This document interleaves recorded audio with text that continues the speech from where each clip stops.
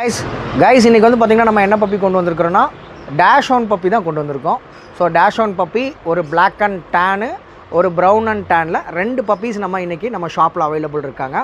ரெண்டுமே வந்து பார்த்திங்கன்னா 36 டேஸ் ஓல்டு. ஃபஸ்ட்டு வேக்சினேஷன் போட்டிருக்கோம்.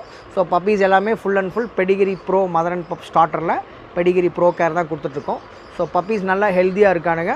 ஸோ இன்றைக்கி வந்து பார்த்திங்கன்னா இவங்களுக்கு இன்னையோட 36 டேஸ் ஆகுது. ஸோ பப்பீஸ் வேணுங்கிறவங்க ஸ்க்ரீனில் தெரிய நம்பருக்கு கால் பண்ணுங்கள்.